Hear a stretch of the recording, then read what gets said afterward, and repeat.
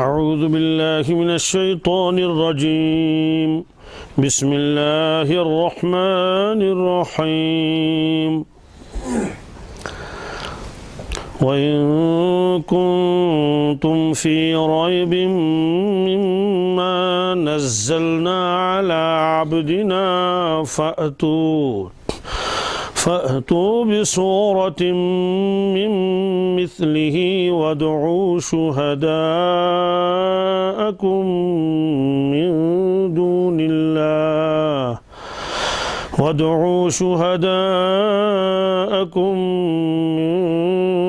الله إن كنتم صادقين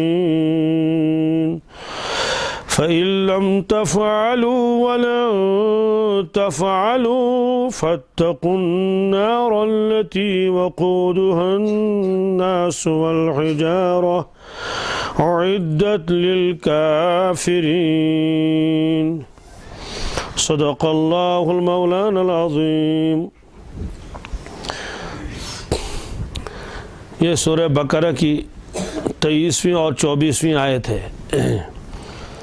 اس کی تفصیل تو آ چکی کہ جب کفار نے رسول اللہ صلی اللہ علیہ وسلم کے نبی ہونے کا انکار کیا اور ساتھ میں قرآن پاک کے اللہ تعالیٰ کا کلام ہونے میں بھی انکار کیا کہ یہ اللہ تعالیٰ کا کلام نہیں ہے بلکہ تھوڑا تھوڑا کر کے رسول اللہ صلی اللہ علیہ وسلم اس قرآن پاک کو تیار کر لیتے ہیں پھر آ کے لوگوں کو سناتے ہیں. اس پر اللہ تبارک تعالیٰ نے یہ فرمایا کہ اگر تمہیں اس قرآن پاک کے بارے میں شک ہے کہ یہ اللہ تعالیٰ کا کلام نہیں ہے بلکہ رسول اللہ صلی اللہ علیہ وسلم تیاری کر کے تھوڑا تھوڑا کر کے لوگوں کو سناتے ہیں، یعنی حضور صلی اللہ علیہ وسلم کا اپنا کلام ہے، تو پھر تو آسان ہے، آپ بھی ایسا کلام لائیے اور مقابلہ ہو جائے گا تو آپ کا مدعا صحیح ثابت ہو جائے گا کہ یہ اللہ کا کلام نہیں ہے، انسانوں کا کلام ہے. لہذا جب اللہ کا کلام نہیں ہے تو نعوذ باللہ من ذالک کہ آپ اللہ کے نبی نہیں ہیں، قرآن پاک آسمانی کتاب نہیں ہے تو ثابت ہو جائے گا. تو یہ گویا چیلنج دے دیا ایک قرآن پاک نے تمام دنیا کے لوگوں کو. تو بہت کوششیں انہوں نے کی، اس کی تفصیل تو آ چکی، کچھ نہ کر سکے. اب جب وہ عاجز ہو گئے، نہیں لا سکے ایسا قرآن اور ان کا عجز ظاہر ہو گیا، ثابت ہو گیا، تو اللہ تبارک تعالیٰ نے فرمایا فَإِن لَمْ تَفْعَلُوا، اگر تم ایسا نہ کر سکو، اور کیا بھی نہیں ایسا. اس وقت تک بار بار 23 برس تک یہ چیلنج برابر ان کو دیا جاتا رہا. اگر تم ایسا نہیں کر سکو اور سنو آئندہ بھی نہیں کر سکو گے، ہرگز نہیں، وَلَن تَفْعَلُوا، آئندہ بھی کبھی تم ایسا نہ کر سکو گے. یہ نہیں کہ بس آئندہ کبھی امید ہو کہ کوئی ایسی جماعت تیار ہو جائے، کچھ ایسے فضلاء آ جائیں اور کچھ ایسے عقلمند اور شعراء اور ادیب تیار ہو جائیں، 4 سال 10 سال 20 سال میں وہ جا کے پھر قرآن پاک کا مقابلہ کریں. آپ نے فرمایا قیامت تک نہیں لا سکتے. وَلَن تَفْعَلُوا، تو جب نہیں کیا آج تک، آئندہ بھی نہیں کر سکو گے، ثابت ہو گئے اللہ تعالیٰ کا قرآن ہے، قرآن پاک ہے، تو فَاتَّقُوا النَّارَ، تو ڈرو اس آگ سے. بظاہر تو یہ ہونا چاہیے فَإِن لَمْ تَفْعَلُوا وَلَن تَفْعَلُوا فَآمِنُوا بِالْقُرْآنِ، اگر تم نہیں کر سکے، ایسا قرآن پاک نہیں لا سکے، ایسا کلام نہیں لا سکے، آئندہ بھی نہیں لا سکو، تو پھر قرآن پاک پر ایمان لاؤ. یہ نہیں فرمایا فَاتَّقُوا النَّارَ. اگر تم پھر بھی اپنی ضد پر جمے رہے تو دیکھو پھر دوزخ کی آگ تمہارے لیے تیار ہے، ڈرو اس آگ سے. کون سی آگ ہے وہ؟ فَاتَّقُوا النَّارَ الَّتِي وَقُودُهَا النَّاسُ وَالْحِجَارَةُ، کہ جس آگ کا ایندھن انسان اور پتھر ہیں. یہاں آگ سے ڈرایا گیا ان کو، یہ دوزخ کی آگ ہے، بہت خطرناک آگ ہے. اللہ تبارک تعالیٰ حفاظت فرمائے. حدیث پاک میں ہے، ترمذی شریف کی روایت ہے کہ دوزخ کی آگ اتنی خطرناک ہے کہ پھر آگ نے ہی اللہ تعالیٰ سے ایک مرتبہ درخواست کی. آگ نے کیا کہا؟ آگ نے کہا اے پروردگار، میرے باز نے باز کو کھا لیا، میرے باز نے باز کو، ایسی خطرناک آگ. اشتقت النار الى ربها وقالت اکل بازی بازا، اے پروردگار آگ نے آگ کو دبا لیا، ایسی خطرناک آگ. فجعل لها نفسین، پھر اللہ تعالیٰ نے اجازت دے دی، ٹھیک ہے تم 2 سانس لے سکتے ہو. کتنے؟ 2 सांस। تو जहन्नम में एक तबका तो वहाँ तो सिर्फ आग ही आग है, एक में जमहरीर है, ऐसी ठंडक जिसका आदमी अंदाज़ा नहीं लगा सकता। एक हदीस पाक में है कि दोज़ख की जब जमहरीर में डाल दिया जाएगा तो वो कहेगा इससे बेहतर तो वही आग थी, ऐसी ख़तरनाक ठंडी, उसका तस्वुर भी नहीं। तो बाज़ को वो अज़ाब दिया जाएगा, बाज़ को ये अज़ाब दिया जाएगा। तो अल्लाह ताला ने जहन्नम को इजाज़त दे दी कि 2 सांस ले ले, एक सांस गर्मी में, एक सांस सर्दी में। तो आपने फरमाया जो दुनिया में ज़बरदस्त गर्मी बढ़ जाती है तो वो जहन्नम की उस सांस का असर होता है। यानी बाहर सांस फेंकने की इजाज़त दी, यूँ सांस बाहर फेंक ली और उसकी वजह से जो तपिश हो गई पूरे आलम में, और ज़रा बाहर सांस फेंक दी दूसरे वाले जमहरीर ने तो सर्दी हो गई। अब आप कहेंगे जनाब सर्दी गर्मी का ताल्लुक़ तो सूरज के साथ है, क्या है और क्या बईद है सूरज के अंदर गर्मी आती हो उसी सांस की वजह से। किसकी वजह से? एक सांस फेंक दिया और उसकी आग में इजाफा हो गया, उसकी तपिश में इजाफा हो गया। बहरहाल जो भी हो ऐसी ख़तरनाक आग है। और एक रिवायत में है अल्लाह के नबी सल्लल्लाहु अलैहि वसल्लम ने फरमाया कि अल्लाह तबारक ताला ने दोज़ख की आग को जलाया। कितने साल जलाया? फरमाया कि 1000 बरस तक। कितने? जी, ये हज़रत अबू हुरैरा रज़ियल्लाहु ताला अन्हु की रिवायत है। 1000 साल तक उसको जलाया तो फिर वो आग सुर्ख हो गई, दोज़ख की आग। फिर 1000 साल तक मज़ीद उसको जलाया गया, यहाँ तक कि वो सफ़ेद हो गई। कैसे? फिर उसके बाद 1000 साल तक उस आग को जलाया गया, बहुत जलाया उसको अल्लाह ताला ने, यहाँ तक कि वो सियाह हो गई, दोज़ख की आग। फरमाया अब वो सियाह और तारीख है। ये रिवायत भी तिरमिज़ी शरीफ में है, यानी दोज़ख की आग का रंग वो सियाह है। अब ये 1000 साल कहाँ के 1000 साल हैं?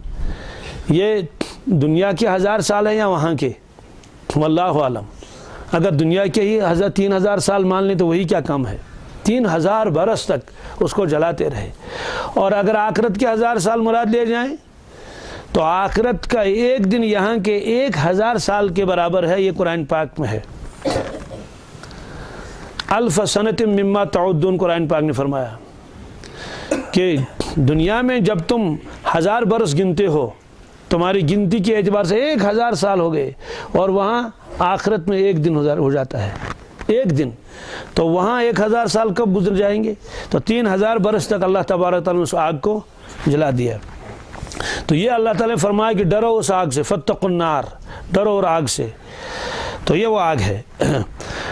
और हज़रत अबू हुरैरा रज़ियल्लाहु ताला अन्हु की एक रिवायत है, उसमें अल्लाह के नबी सल्लल्लाहु अलैहि वसल्लम ने फरमाया ये जो तुम्हारी आग है दुनिया में जिससे तुम खाना वगैरह पकाते हो, जिस चीज़ की भी आग हो, फरमाया कि ये जहन्नम की आग का 70वां हिस्सा है।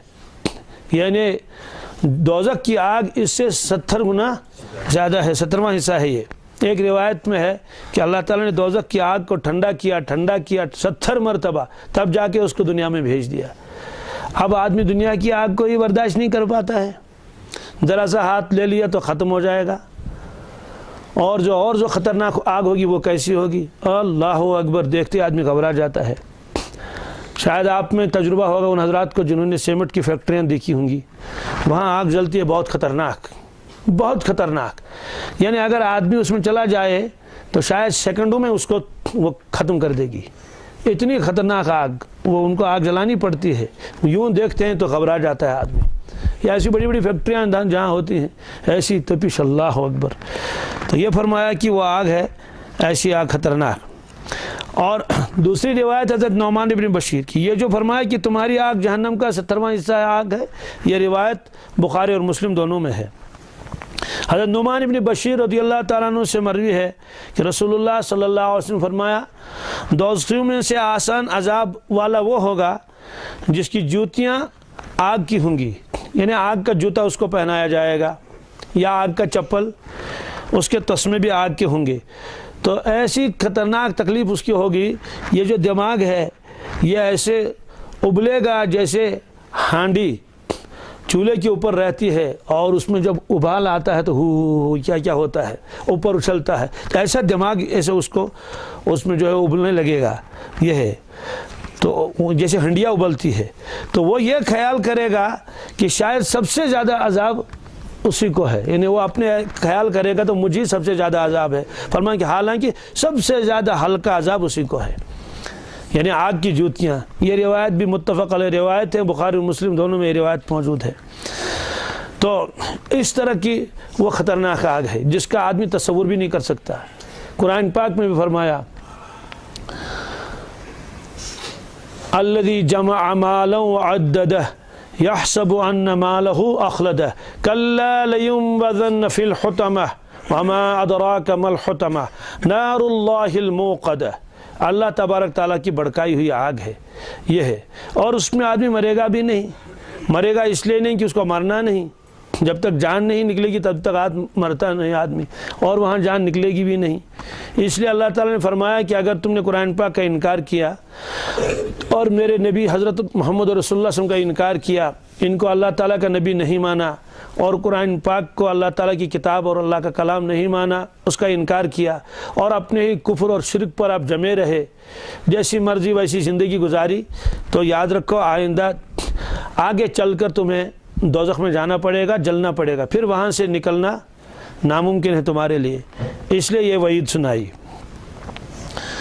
حضرت نعمان بن بشیر رضی اللہ تعالیٰ عنہ سے ایک اور روایت ہے، وہ فرماتے ہیں کہ میں نے رسول اللہ صلی اللہ علیہ وسلم کو یہ فرماتے ہوئے سنا کہ آپ نے فرمایا بار بار کہ لوگوں میں تمہیں آگ سے ڈراتا ہوں، لوگوں میں تمہیں آگ سے ڈراتا ہوں.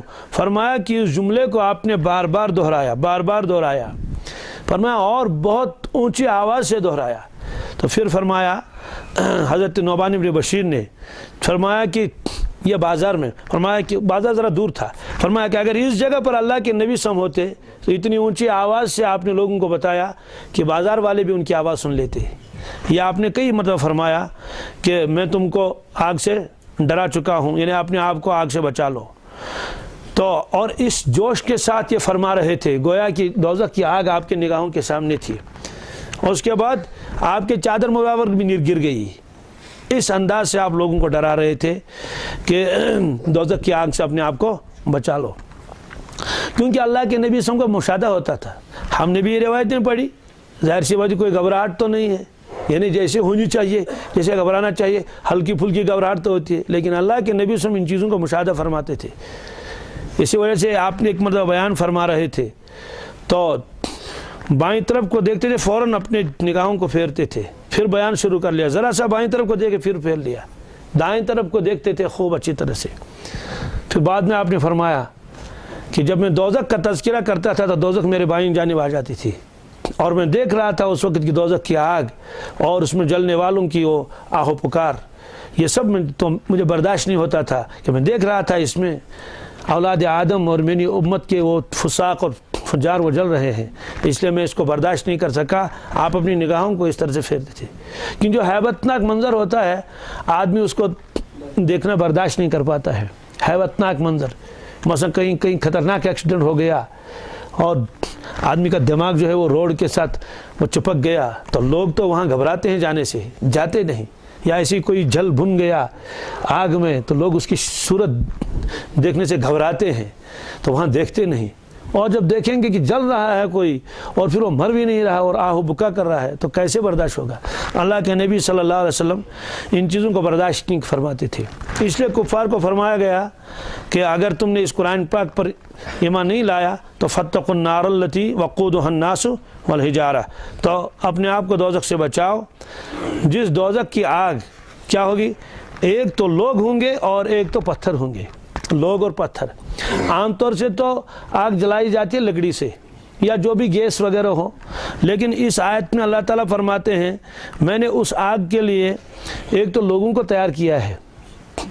یہ وقود جو نا، وقدن کسے کہتے ہیں، عربی میں وقدن کہتے ہیں ہر اس چیز کو، وقود ہر اس چیز کو کہتے ہیں جس سے آگ جلائی جائے، یعنی معمولی سے رگڑ لگائی تو پہلے وہی چیز جلتی ہے، اس کی وجہ سے اس کے ذریعے سے دوسری چیزوں کو جلایا جاتا ہے. جیسے مثال کے طور پر آپ کو موم بتی جلانی ہے تو پھر آپ پہلے جو ہے وہ گندگی جو وہ تلی ہے اس کو یوں کر لیں گے تو فوراً آگ پکڑ لیتی ہے، پھر اس کے بعد آپ موم بتی کو جلانا ہو، لکڑی کو جلاؤ اور کسی چیز کو، تو اللہ تبارک تعالیٰ فرماتے ہیں کہ وہ جو جس سے وہ آگ جلائی جائے وہ کون ہوں گے، الناسو، ایک تو لوگ ہوں گے اور والحجارت، اور پتھر ہوں گے. یہ لوگ کون سے ہوں گے اور یہ پتھر کون سے ہوں گے؟ لوگوں سے مراد تو ہے وہی دوزخی، خود ان کے بدنوں سے آگ نکلے گی، ان کے بدن ہی ایسے بنائے جائیں گے جیسے قرآن پاک میں فرمایا ان الذین یاکلون اموال الیتامی ظلما انما یاکلون فی بطونہم نارا، کہ جو لوگ یتیموں کا مال کھاتے ہیں، ان پر ظلم کرتے ہیں، وہ مال کیا کھاتے ہیں؟ وہ تو اپنے پیٹوں میں آگ بھرتے ہیں۔ ظاہر سی بات ہے، بظاہر تو آگ نہیں بھرتے ہیں، لیکن اللہ تعالیٰ نے فرمایا یہ تو آگ ہے۔ مطلب تو یہ ہے کہ یہ آگ ہی ہے، لیکن ابھی ان کو احساس نہیں ہے۔ اس میں جب ذرا سی تلی اس کو دکھا دیں گے، تیلی ایک یوں گندک کی، بس آگ بھڑکنی شروع ہو جائے گی۔ یہ کوئی ضروری نہیں ہے کہ دنیا میں ہر چیز جو ہے وہ اگر وہ آگ اس کو نام رکھ دیا جائے تو اس میں اس وقت وہ شعلہ ہو وغیرہ ہو۔ پیٹرول آپ نے دیکھا ہے نہیں، سب لوگ جانتے ہیں پیٹرول ہے، مٹی کا تیل ہے، یا یہ جو گیس ہے نا، آپ پیٹرول میں ہاتھ ڈال دیجئے آپ کا ہاتھ نہیں جلے گا، آپ مٹی کے تیل میں ہاتھ لگا دیجئے آپ ہاتھ نہیں جلے گا، لیکن وہ آگ ہے یا نہیں؟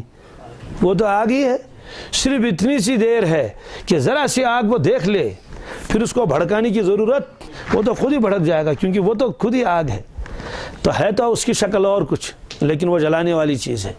تو اس طرح فرمایا کہ یہ جو کھاتے ہیں لوگوں کا ظلم کر کر کے، تو بس صرف آگ دکھانی ہے ان کو، تو پھر وہ اندر سے پھر جلنا شروع ہو جائے گا، اور کب تک جلے گا اور وہ ختم نہیں ہوگا۔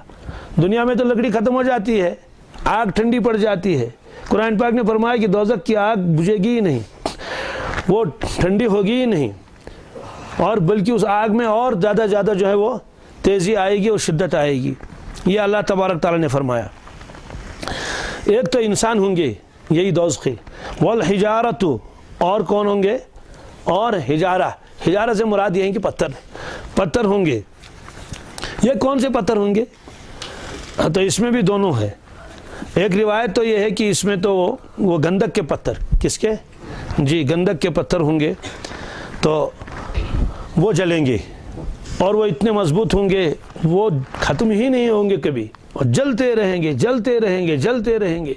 دنیا میں بھی ہے نا بہت سارے، آپ نے وہ دیکھا ہوگا وہ پتھر کوئلے کے، جس کو کوئلے کا پتھر کہتے ہیں، ہے نا، اس کو دیکھیے، اس کو جلاؤ، بہت دیر تک وہ جلتے رہتے ہیں، اس کی تپش ختم ہی نہیں ہوتی، لیکن چونکہ وہ دنیا کا کوئلہ ہے اس لیے چند گھنٹوں کے بعد تو اس کو ختم ہونا ہی ہے، بجھنا ہی ہے۔ لیکن دوزخ کے وہ پتھر جو ہیں وہ کبھی بجھیں گے نہیں۔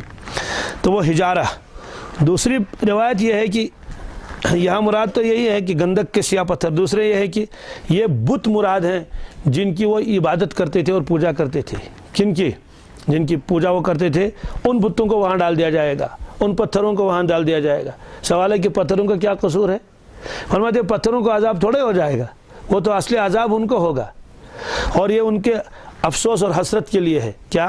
جن بتوں کے اوپر ان کو پورا اعتماد تھا، یہ ہمارے کام بنانے والے ہیں، اور جب ان کو بتایا جاتا تھا کہ اللہ سے ڈرو تو فوراً ان کے ذہنوں میں وہی بت آتے تھے، یہ تو کس کام کے، یہ تو ہم کو بچا لیں گے ہر موقع پر۔ تو اگر آدمی کہیں اللہ تعالیٰ بچائے پھنس گیا ہو تو پھر اس کو امید لگی رہتی کہ فلاں آدمی مجھے ضرور بچائے گا، فلاں بچائے گا، شاید آج وہ آ جائے گا، شاید وہ کل آ جائے گا وہاں سے آرڈر لے کر کہ بھائی اس کو چھوڑ دو۔ لیکن اگر وہ شخص جس پر اس کو اعتماد ہو وہ بھی اسی کے ساتھ جیل میں بند ہے، اور اس کو بھی وہی عذاب ہو رہا ہے جو عذاب اس کو ہو رہا ہے، تو امید ہی تو منقطع ہو جائیں گی۔ تو جن بتوں کے ساتھ ان کی وابستگی تھی، اور جن کو وہ خدائی میں شریک سمجھتے تھے، اور یہ عقیدہ تھا ان کا کہ یہ مصیبتوں میں ہمارے کام آئیں گے، تو دیکھا کہ وہ بھی جل رہے ہیں، اور بلکہ وہی انہی سے زیادہ آگ بھڑک رہی ہے، اور یہ جل رہے ہیں اسی کی آگ میں، تو اور زیادہ افسوس ہوگا۔ تو اس کو کسی اردو کے شاعر نے کہا، کیا باغبان نے آگ دی، باغبان نے میرے نشیمن کے لیے، یعنی اس نے تھوڑی سی آگ دی، چلیے ٹھیک ہے۔ تو جن پر تکیہ تھا وہی پتے ہوا دینے لگے، تو وہ جو پتے تھے باغ کے اندر وہ اتنے بھڑکے اور انہوں نے ہوائیں دے دی، اور اس کی وجہ سے وہ آگ کیا ہو گئی، وہ بھڑک گئی۔ ایک مطلب تو اس کا یہ ہے۔ دوسرا مطلب تو اس کا یہ ہے کہ جب میں آگ لایا تھا تھوڑی سی اپنے ضرورتوں کی، تو پتے اتنے تیزی سے چلے وہ آگ ہی بجھا دی۔ مطلب تو یہ ہے کہ جس پر ایک تکیہ تھا وہی الٹا ہو گیا۔ تو یہ ہے، تو انہی پر ان کو تکیہ تھا، انہی بتوں کے اوپر، اور یہ جب یہ بت دیکھیں گے کہ یہ وہاں خود جل رہے ہیں، تو اس کی وجہ سے جتنی بھی امیدیں ان کو تھی وہ ساری کی ساری امیدیں خاک میں مل گئی. یہ فرمایا ان کو. تو ان بتوں کو عذاب نہیں ہوگا، ظاہر سی بات ہے، ان کو اللہ تعالیٰ عذاب کیوں کرے، ان کا تو کوئی قصور بھی نہیں ہے، لیکن اصل میں عذاب ان کو دینا ہوگا اور انہیں سے آگ نکلے گی. یہ فرمایا فَإِن لَّمْ تَفْعَلُوا وَلَن تَفْعَلُوا، اگر تم ایسا نہ کر سکو گے، ایسا قرآن پاک نہیں لاؤ گے، وَلَن تَفْعَلُوا، اور آئندہ بھی ہرگز نہیں لا سکو گے. اور یہ چیلنج ہے قیامت تک کے لیے. جی آج بھی ہے. اصل میں ہم لوگوں کو معلوم نہیں ہے نا، یہ عجیب و غریب قرآن پاک ہے، ایسا کلام ہے اور حیرت ہوتی ہے. اگر اللہ تعالیٰ فرماتے ہیں ایسا سورج بنا لو، سب لوگ کہتے ہیں کہ بھائی سورج تو نہیں بنا سکتے. ایسا ہمالیہ بنا لو، سب لوگ کہیں گے ہم تو ہمالیہ تو نہیں بنا سکتے. ایسا ہاتھی بنا لو، ہم لوگ کہیں گے ہاتھی تو ہم ایسا نہیں بنا سکتے. ربڑ کا تو بنا سکتے ہیں، لکڑی کا تو بنا سکتے ہیں، لیکن ایسا تو اور دوسری چیزوں کا ایسا تو نہیں بنا سکتے. لیکن اللہ نے فرمایا ایسا کلام بنا لو. معلوم یہ ہوا کہ جس طرح سے اور چیزیں کہ مخلوق نہیں بنا سکتے، ایسا کلام بھی نہیں لا سکتے. ایسا جامع کلام اور ایسا جو غریب کلام، اس کی وجوہات تو پہلے بھی آ چکے کہ کن کن بنیادوں پر اللہ تعالیٰ نے فرمایا کہ ایسا کلام لے آؤ اور اس کلام میں کیا کیا چیزیں ہیں وہ. تو اگر نہیں لا سکے اور فاتقوا النار، تو ڈرو آگ سے، یعنی اپنے آپ کو بچاؤ کس سے؟ دوزخ سے. تو آگ سے دوزخ سے کیسے بچیں گے؟ یعنی ایمان لے آؤ. تو معلوم یہ ہوا کہ دوزخ سے جو بچ گیا اس کے لیے ایمان ضروری ہے، یہ لازمی ملزوم ہے. ایمان لایا دوزخ سے بچ گیا، جو دوزخ سے بچے گا اس کے لیے ایمان لانا کیا ہے؟ ضروری ہے. اس کے بغیر کوئی چارہ نہیں. یہ فرمایا فاتقوا النار التی، تو ڈرو اس آگ سے، التی، اس آگ سے، وقودها الناس والحجارہ، جس کا ایندھن لوگ ہیں اور پتھر ہیں. اعدت للکافرین، اس کو بنایا گیا ہے، تیار کیا گیا کافرین کے لیے. معلوم ہوا ہے کہ دوزخ بن چکی ہے، یعنی یہ نہیں کہ پھر اللہ تعالیٰ دوزخ کو بنائیں گے، وہ بنی ہوئی ہے. وہ ایک روایت اس سے پہلے آ چکی کہ اللہ تبارک تعالیٰ نے جنت کو بنایا، پھر اس کے بعد حضرت جبریل علیہ السلام کو بھیجا. شاید آپ کے ذہن میں ہو یہ روایت. فرمایا کہ جاؤ دیکھو جنت کو. انہوں نے جو جنت کو دیکھا، اللہ اکبر، تو واپس آ کر عرض کرنے لگے اے میرے پاک پروردگار، بس آپ کے بندے اگر جنت کے بارے میں کچھ سنیں اور ان کو کوئی بتانے والا بتا دے کہ جنت ہے اور فلان جگہ اور اس طرح ہے، سارے لوگ پہنچ جائیں گے. اس لیے کہ ایسی راحت، ایسا آرام اور ایسے عیش، سارے لوگ پہنچ جائیں گے. اچھا، پھر اس کے بعد اللہ تعالیٰ نے جنت کے ارد گرد لگا دیے وہ چیزیں جو طبیعت پر گراں ہیں. حجبت الجنت بالمکارہ، جیسے وضو بنانا، جیسے روزہ رکھنا، جیسے پرہیزگاری، یہ ساری چیزیں یہ بھاڑ لگا دی اس کی کناروں میں. پھر جبریل علیہ السلام کو بھیجا، جاؤ دیکھ کے آؤ. اور جا کے دیکھا، اوہو، اس کے کنارے پر تو یہ چیزیں لگی ہوئی ہیں. طبیعت ان کی طرف مائل نہیں، دیکھتے ہی بھاگ جائیں گے لوگ. تو واپس آئے، کہنے لگے یا اللہ مشکل ہے، لگتا ہے کہ وہاں بہت کم بندے پہنچ جائیں گے، مجھے نہیں لگتا وہاں کوئی جائے گا، اس لیے کہ میں نے اس کے ارد گرد جو کنارے میں دیکھا وہاں تو یہ ساری چیزیں ہیں، اور اندر والا حال تو کسی کو معلوم نہیں. وہ باہری دیکھ کر کیا کرے گا؟ واپس جائے، کہیں گے بھائی یہ ہمارے بس میں تو نہیں ہے، بھائی روزہ رکھنا اور ایسا کرنا، وہ تو چلے جائیں گے اور اندر جائیں گے بھی نہیں. اور اگر وہ صبر کر لیتے، اسی میں رہتے، آگے ان جنت ملتی. دوزخ کو بنا لیا. فرما جبریل جا کے دوزخ کو دیکھ لو. وہ جو دوزخ کو دیکھنے کے لیے گئے، اللہ اکبر، تو جبریل بھی گھبرا گیا. گھبرانا چاہیے، اس لیے کہ وہ بھی تو مخلوق ہے. ایسا گھبرا گئے وہاں جو دیکھا کہ آگ ہے اور کیا کیا ہے. اللہ اکبر، استغفر اللہ، ایسا عذاب دوزخ کا. تو گھبرا گیا جبریل. واپس آ کر کہنے لگے کہ اے اللہ، بس کوئی شخص ان کو بتا دے اس دوزخ کے بارے میں، ایک بھی وہاں نہیں جائے گا، سارے لوگ بھاگیں گے نام سن کر. اچھا ٹھیک ہے. پھر دوبارہ بھیجا اس کو.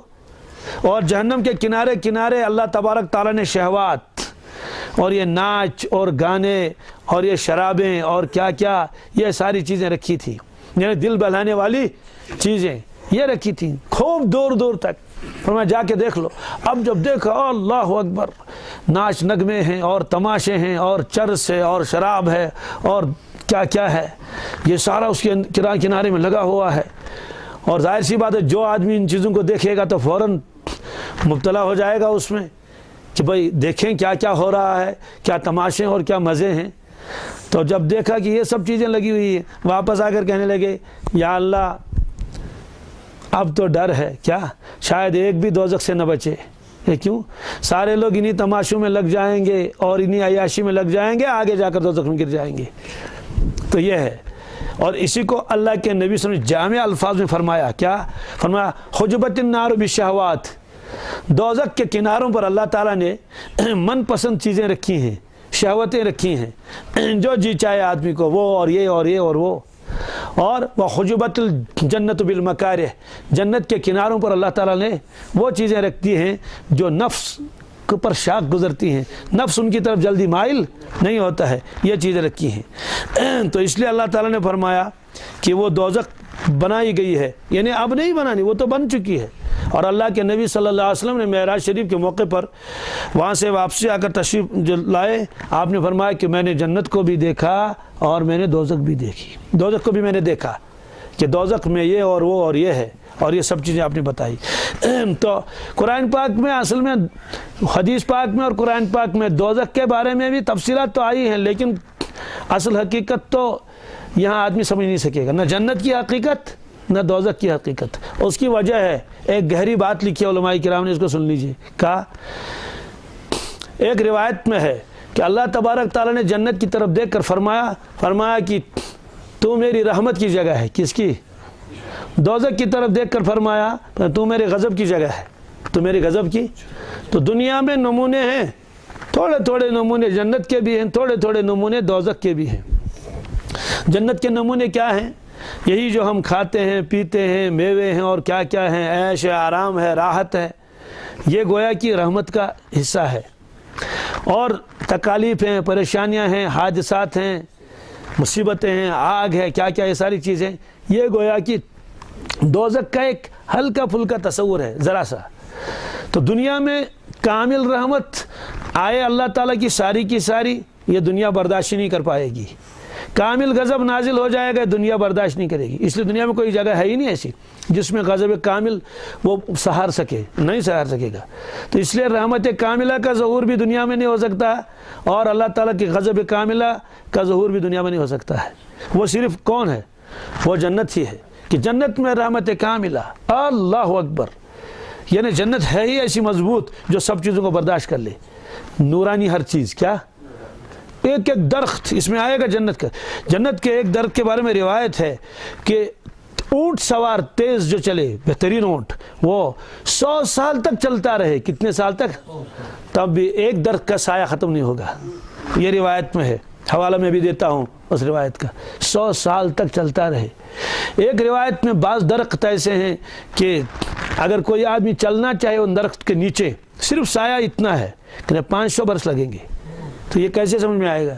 یعنی ہماری سمجھ میں تو یہ 500 برس لگیں گے تو وہ درخت بڑا کتنا ہوگا. اور ایک روایت میں فرمایا کہ یہ درخت جو سونے کا تنا ہوگا اس میں, کیا یہ نہیں جو یہاں لکڑی والے. ایک روایت میں اللہ کے نبی نے فرمایا کہ ایک لکڑی اٹھائی ہاتھ میں, آپ نے فرمایا اتنی بھی لکڑی جنت میں نہیں ہے. تو صحابہ کرام نے عرض کیا حضرت پھر کھجور جو ہے اور انگور ہے جو دوسری چیزیں, یہ تو درختوں سے ہی نکلتے ہیں, اور درخت تو لکڑی کے ہوتے ہیں. جب اتنے پھل فروٹ ہوں گے تو آپ لکڑی فرماتے اتنی بھی نہیں ہوگی. فرمایا سب درخت سونے کے ہوں گے. کس کے؟ یعنی سونے کے درخت ہوں گے, وہ لکڑی کے درخت نہیں ہوں گے. ان میں اللہ تعالیٰ اس کو وہ پیدا فرمائیں گے, میوے وغیرہ. اب ظاہر سی بات ہے یہاں کہاں سمجھ آئے گا یہ. تو اس طرح سے فرمایا کہ دوزخ تیار کی ہے اللہ تعالیٰ نے.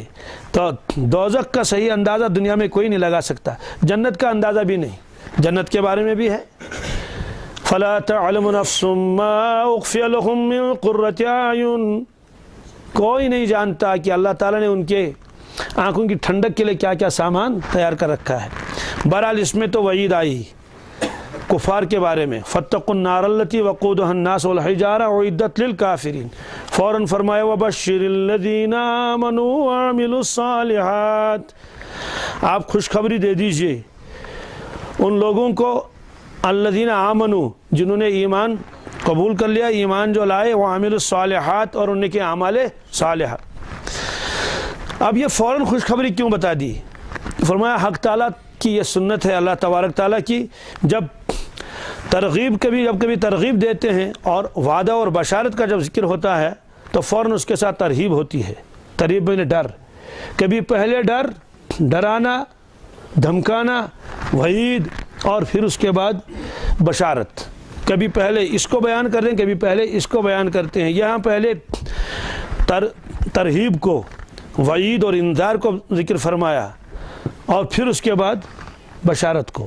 اس کی وجہ کیا لکھی ہے؟ اس کی وجہ لکھی ہے کہ تاکہ خوف اور رجا، خوف اور امید، یہ مل کر ایمان میں ایک اعتدالی کیفیت پیدا ہو جاتی ہے، ایک اعتدالی کیفیت پیدا ہو جاتی ہے.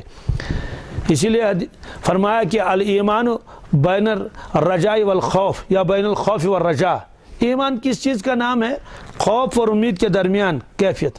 کبھی آدمی گھبراتا ہے، پتہ نہیں خبر بچاتا ہے، لیکن سنتا ہے تو نا امید ہے کہ سندپن ہے مشکل سیتا تیل یم نیرن تو بکاتی. کبھی جب سنتا ہے کہ جنت کی بشارت ہے، مغفرت ہو جائے گی، دپن ہے مت گژھِ تیل مغفرت، مت گژھِ تیل. یعنی کبھی یہ کیفیت طاری ہوتی ہے، کبھی یہ کیفیت طاری ہوتی ہے. فرمایا یہی ایمان ہے. ایمان یہ نہیں ہے کہ آدمی کہے گا جناب میں تو 100% جنت میں جاؤں گا، کوئی ڈر مجھے نہیں، میں تو ایمان والا ہوں. ظاہر سی بات ہے، یہ تو گویا کہ